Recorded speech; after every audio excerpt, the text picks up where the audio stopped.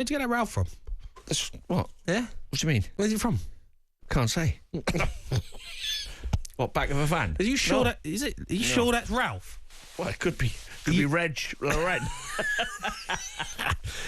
Hey, this is great. Are you sure Gile. it's not a knockoff? It's great for Are you golf. sure it's not a knockoff? It's not a knockoff. It's got, No. yeah, but it's got the horse has got like it's got 4 legs, and the Ralph one has only got 3. We're on the radio. You can't Are say you that. sure? Yeah. You know this is live. You can't say knock off. Anyway, Dino, how are you? good. Yeah, You're good, yeah? I'm not as good now. Obviously, I wanted Villa to win tonight, but they've got battered by Crystal Palace. They So, got absolutely battered. What's going on with them at the moment? I mean, they're having a bit of a nightmare. They're down to 10th. well, combination of things tonight. I thought combination of Crystal Palace playing really, really well and looking really sharp, and Villa. We've done it. You turn up at Selhurst Park. It's not as big a game as the ones you've been playing. They've been playing big games, Villa. Yeah. You know, big European games as well. Yeah. You go to Palace thinking, how can I just turn up and just to go, and it doesn't happen for you. They're a yard sharper all over the pitch. Some of the defending wasn't very good. They've got to put it behind them and move forward. But I'd rather than criticise Villa, although they didn't play well, I'm going to say Crystal Palace made them look worse than they were. Yeah, Crystal Palace have been playing really well recently. They've been decent form. They move up to 36 points. Done a good job, the manager there. But you say you can't criticise Aston Villa, matey, right? They going for Champions League football again. They spent a decent amount of money. Got some good players in. You brought in Rashford, Asensio. You have to start looking at the form and going, hold on, what's going on? You've sold Duran. They took Ollie Watkins off early tonight, I thought. And, mate, 10th in the table. I know it's tight, all right? There's only a couple of points between them and Man City, who are 5th. But this is not good form from them right now. And they look flat tonight. No, but like you just said, Nottingham Forest are 3rd in the league on 47 points. Villa are on 42. There's 5 points in it. It's like a couple of weekends where you win a couple of games, they lose a couple of games, and you're up to... Where do you think Aston Villa should be? 5th or 6th. Yeah, and they're like, 2 points off it? Yeah, no, but the form, though.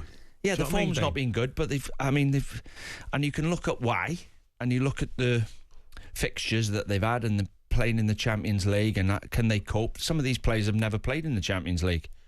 So they might be just...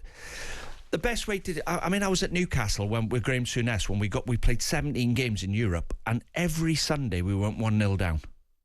We tried everything. We stayed abroad after the game. Yeah. We come in training the next day. Yeah. We done nothing before the game.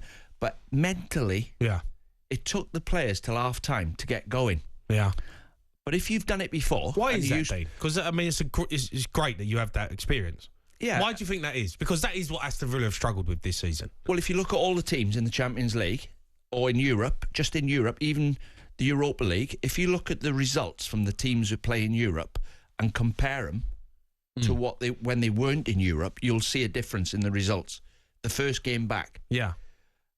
It's like the best way to describe it, right? If you fought Mike Tyson every day of the week, you had to fight him from Monday all the way through. Yeah. By Wednesday, when he's beat you up 3 times, before you've even got in the ring, you beat. You beat. You're turning up, and you know you're going to get beat. On Monday and Tuesday, you're full of enthusiasm, aren't you? Until he knocks you out twice. Right. So getting yourself up for a football match, you have to be at the highest level. You have to be matching the opposition. Yeah. Sharpness, determination. Yeah. And you're up for the game. Mm-hmm.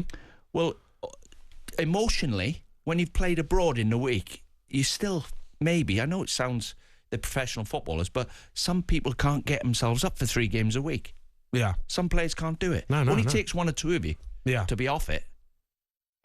Or they think that was a big game. It's like when you play for your country in front of 75,000 and then you turn up on Saturday and you play in Wimbledon away. Yeah. No disrespect to Wimbledon, but it's not, you're coming down from the big game. Mm-hmm.